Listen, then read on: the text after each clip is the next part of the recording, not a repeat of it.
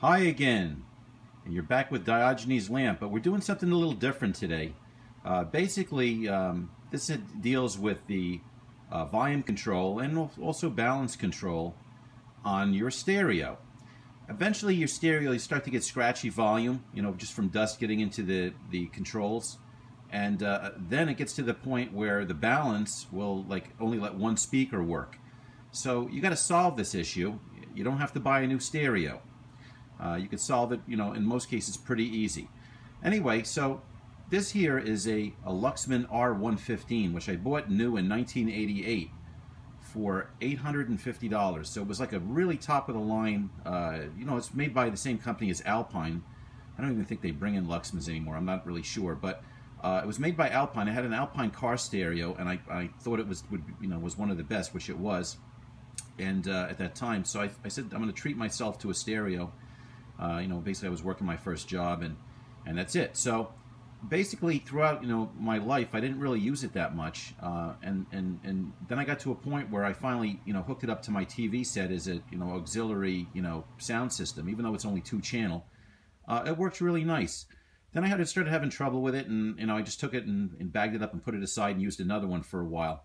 And the trouble was that the volume control, and only one side was working. So I decided to look into it a little bit more, and I found out basically what you could do is this. First thing you do is you want to take the case cover off. So the way you do that is basically you have screws that are, here's the case cover, screws that are on the side like this. You can see these screws, 1, 2, and 3, and there's also a couple on the back edge. So you don't forget those, because you don't want to go yanking this thing off without doing that. So you take both sides off, you take the back off, and then you kind of slide it. In most cases, it slides out of the faceplate. It's like a little wedged under the faceplate, and then it slides out. This piece you could just take separately and clean it. But keep in mind that stereo equipment does not like moisture, so you can't be washing anything in here or do anything like that. What you want to do is you want to get, if you have a compressor that could blow dry air, if it's got to have a filter on it, you could get like one of these and hook it to your compressor. If you don't, then you could buy one of these little cans that they make that have compressed air in it. And then you want to take it outside, or on a dry day, and then take that sprayer. And you don't want to get too close to the components, but you just want to basically spray it out, get all the dust out of it as much as you can, because dust on components works like when you're sleeping, you got a blanket on you. It puts a blanket on them, and it retains heat. And basically, to an electronic component, heat is death. So you want to get that stuff off. I mean, if it has a little coating, like you can see on that one down there, it has a little bit of dust on it. That doesn't matter. You just don't want built-up dust bunnies on these things. So I had blown this out already carefully, and then you do the bottom, the next thing. And of course, you want to do this first before you start cleaning anything, because when you start blowing dust, it blows it right back into the controls again, and you don't want to do that. All right, so the next thing basically is you have to go out and buy a good quality contact cleaner. Now, for a volume control, you want a contact cleaner that does not have silicone and does not have oil, because if you use that, you're going to destroy it. Also, one like this one here is safe for plastic. It's got to be safe for plastic too, because you're spraying on plastic. Basically, when I got this stuff, I got it from my local electronics store, but I'm sure you could find it online. I guess that's the brand.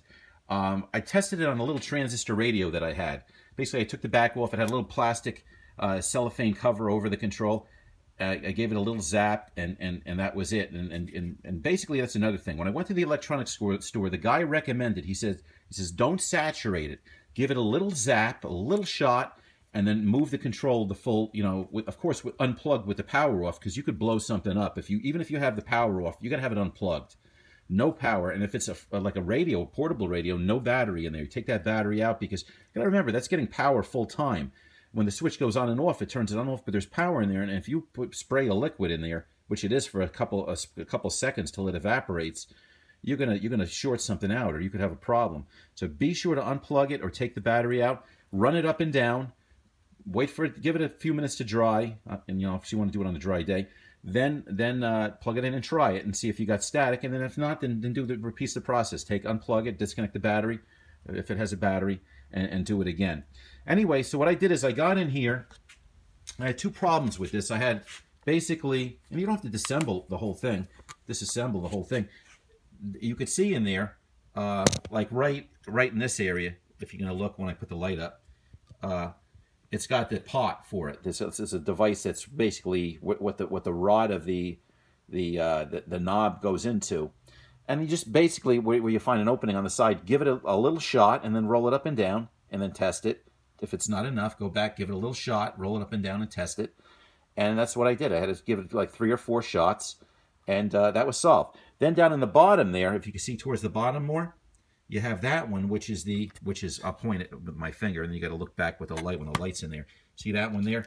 That one in the bottom is the up and down for the balance, because the balance was giving me an issue. If one speaker's running, it's usually the balance that's giving me an issue. So anyway, I cleaned that all out, and it's working fine now.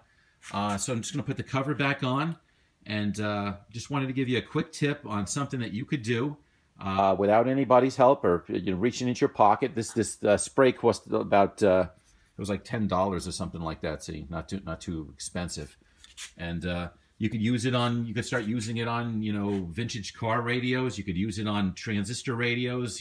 Sometimes you take them to the beach and whatnot, and they get messed up. Just take it apart, give it a little zap, roll it up and down, and your radio is no longer a piece of junk anymore. You have way of giving it new life. And this particular receiver that I have here has only 80 watts per channel, but I got to tell you, it's really probably more like 100. But they rated it 80 because it's so clean.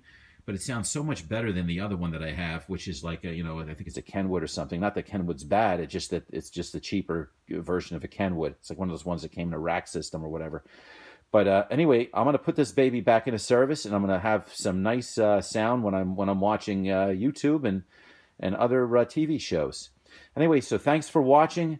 Comments below, subscribe, and have a nice holiday.